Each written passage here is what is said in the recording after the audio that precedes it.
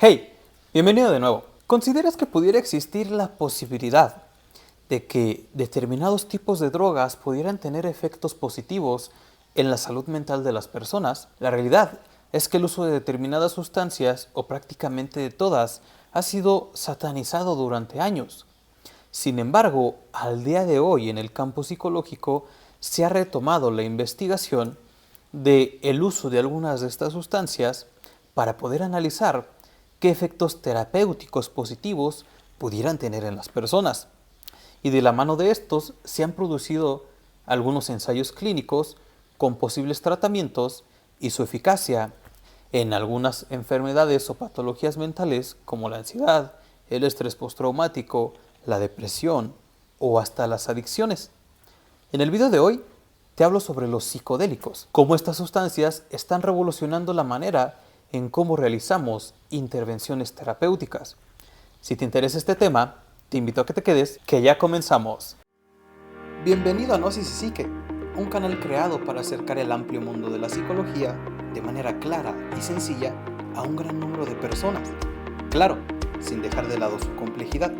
Aquí aprenderás cómo la psique se vuelve parte de todo lo que hacemos, pasando desde las sinapsis neuronales hasta las diversas escuelas psicológicas y un sinnúmero de temas más. Sumérgete en el conocimiento del alma.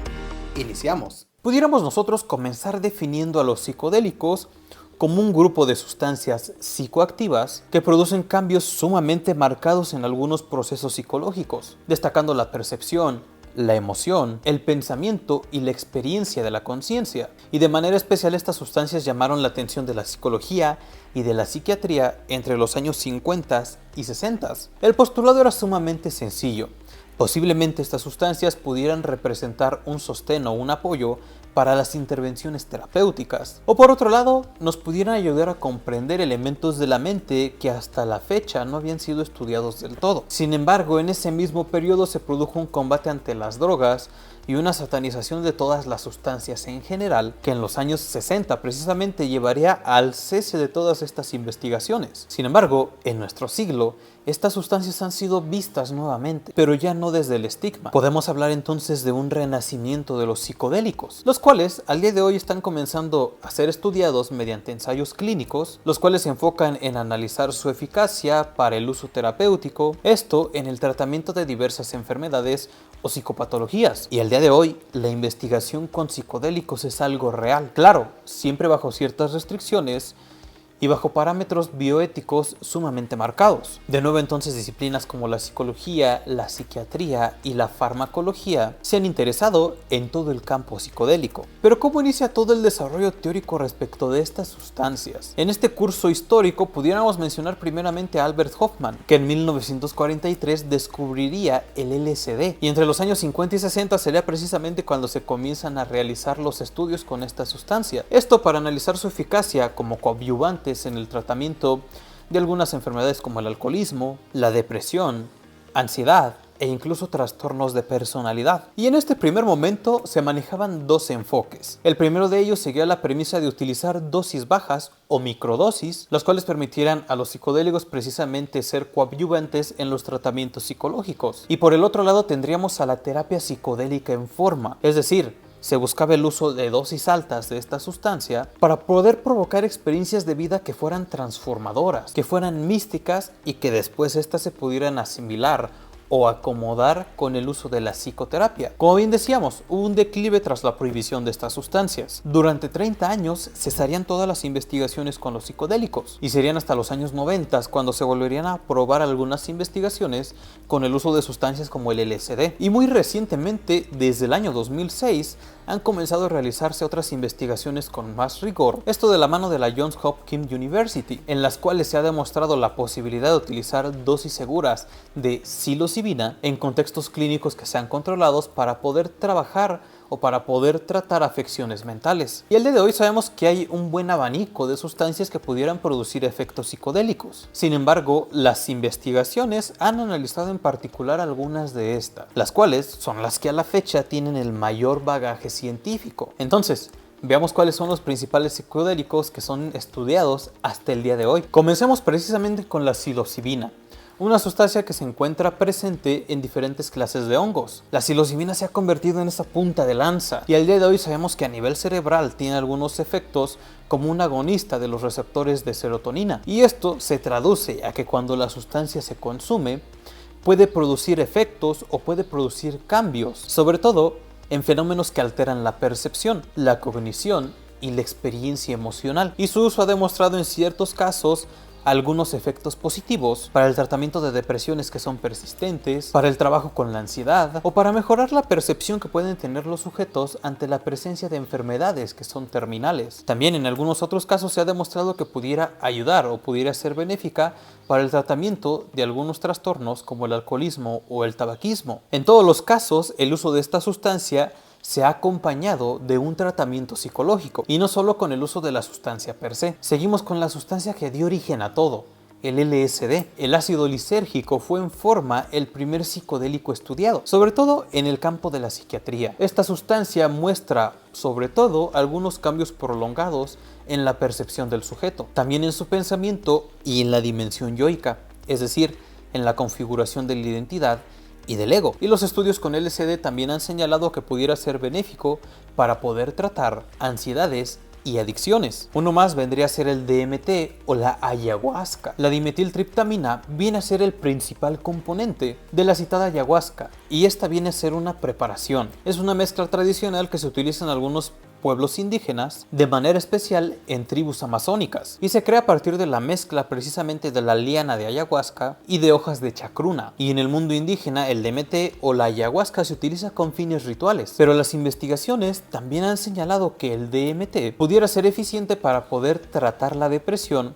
o por lo menos para ayudar a los usuarios a tener sensaciones de mayor bienestar psicológico sostenidas. Sin embargo, el respaldo científico que a la fecha tiene la ayahuasca o el DMT no es comparable a los estudios que se han hecho, por ejemplo, con la psilocibina o con el LSD. Luego tendríamos a la mescalina. Este es un psicodélico más, y es básicamente una sustancia que se encuentra presente en el peyote y en el cactus de San Pedro, aunque en este último se halla en una concentración bastante baja. Y también esta ha sido una sustancia ritual que ha sido utilizada precisamente por pueblos indígenas, sobre todo del norte de México o del suroeste de los Estados Unidos. Y también viene a ser una sustancia que no cuenta con un amplio bagaje teórico, sobre todo en lo que respecta a ensayos clínicos. Sin embargo, hay trabajos que sugieren impactos importantes en las sensaciones de motivación y en el bienestar psicológico. Pudiéramos decir que las investigaciones con la mescalina o con el peyote no son tan amplias, ya que precisamente los pueblos indígenas se han marcado como detractores del uso de esta sustancia con los fines terapéuticos, sobre todo porque el peyote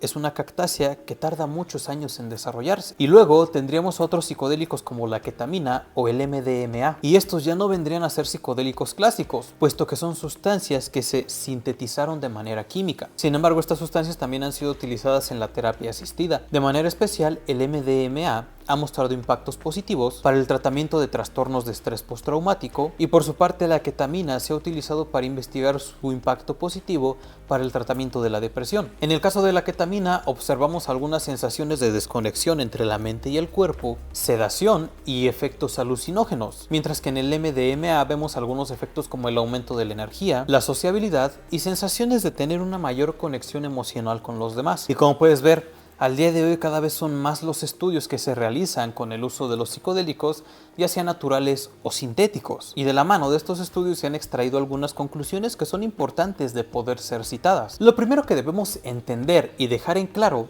es que todos los efectos positivos a nivel mental que se han observado con el uso de estas sustancias no se debe únicamente al uso de la sustancia, sino que requiere de un interjuego entre la sustancia, el seguimiento terapéutico y los procesos psíquicos del paciente. Además, al día de hoy se ha acuñado el concepto del set and setting, lo cual sostiene que el estado mental previo de la persona antes del consumo de la sustancia psicodélica y el ambiente en el cual se administra esta tiene una influencia capital en los efectos terapéuticos que puede tener. De ahí que su uso deba de ser realizado en entornos meramente controlados, preparados y siempre de la mano de profesionales que sean capacitados. Además, al día de hoy se cree que su impacto positivo se debe a diversos factores. Primeramente, estas sustancias pueden impactar en la flexibilidad psicológica del paciente, beneficiando con esto el cambio de patrones que son rígidos y que ya han sido aprendidos. Además, muchas de estas sustancias permiten una disminución en la hiperactividad de los procesos que se relacionan con el yo y con el ego, permitiendo con esto a la persona acceder a nuevas perspectivas que tienden a ser profundamente significativas. Además, también estas sustancias parecieran permitir un acceso diferente a nuestra dimensión emocional, como si habláramos de una especie de contemplación, en la cual nosotros podemos observar plenamente a la emoción sin tener todo el impacto de la misma. Y con ello se permitiría, por ejemplo, un mejor procesamiento de eventos que han sido traumáticos en la vida del paciente, permitiendo a su vez una asimilación más favorable de estos eventos. También se ha observado que estas sustancias impactan en tener una capacidad de mayor apertura psicológica, teniendo esto algunos efectos positivos en la capacidad de introspección, por ejemplo, en las sensaciones de identidad y de propósito de vida. Y finalmente también se ha postulado que los psicodélicos pudieran tener efectos importantes en la plasticidad cerebral, ayudando a poder crear nuevas vías sinápticas o a reorganizar las ya existentes. De manera especial se han observado impactos importantes en algo que al día de hoy se conoce como la red neuronal por defecto, misma que se halla precisamente implicada en los procesos de la constitución de la identidad y en la rumiación mental. Sin embargo, también tenemos que dejar claro que no todo es 100% positivo. Las investigaciones han puesto énfasis especial en el hecho de que estas sustancias, como lo decíamos, no constituyen por sí mismas tratamientos independientes y tampoco curas universales. Se han observado algunos riesgos como reacciones de ansiedad fuertes, en algunos otros casos se ha observado desorientación y en algunos más incluso el empeoramiento de algunos trastornos psicóticos cuando tenemos una predisposición a los mismos. Y también se han observado algunos impactos negativos en la emoción del paciente cuando estas no son administradas en contextos clínicos y controlados. La conclusión es tajante. Al día de hoy, los psicodélicos deben de ser comprendidos como herramientas que son coadyuvantes en la terapia y no como medicamentos milagro. Y la recomendación siempre será que si una persona decide administrarse este tipo de sustancias, sea en entornos controlados, en lugares que hayan establecido protocolos terapéuticos supervisados, destacando como algunos de estos lugares centros de investigación como la ya citada Universidad de Johns Hopkins, la Universidad de California y la de Yale también han desarrollado algunas investigaciones con los psicodélicos, e inclusive la Universidad de Zurich también puede estar citada aquí. También destacan países como Canadá, Australia, Brasil y Alemania como algunos que también se han enfocado en el desarrollo de investigaciones centradas en el uso de los psicodélicos como herramientas que tienen efectos terapéuticos. La conclusión es clara. Al día de hoy los psicodélicos demuestran que están teniendo impactos positivos para el tratamiento de ciertas patologías mentales, ansiedad, depresión, adicciones, estrés postraumático. Sin embargo, también es importante ser claros en el hecho de que su uso debe de ser en entornos controlados, debe de hacerse de manera supervisada y debe de buscarse que siempre haya seguridad al momento de tomar la decisión de utilizar algún tipo de psicodélico. A la fecha, siguen sin ser tratamientos del todo aprobados, por lo que pudiéramos decir que aún nos falta bastante tiempo para poder conocer cuál será el impacto total de este tipo de sustancias y si realmente pueden beneficiar para el bienestar psicológico de las personas. Y bien, hasta aquí el video de hoy. Espero que te haya sido de interés, pero sobre todo de utilidad. Si fue así, me ayudaría muchísimo si me dejas un like o si me comentas qué te pareció el video o de qué otros temas te gustaría que te platique en los siguientes. De la misma manera y como siempre, sería genial si me ayudas compartiendo este contenido para hacer crecer este canal, pero sobre todo para acercar el mundo de la psicología a muchas otras personas. No olvides suscribirte y nos estamos viendo pronto.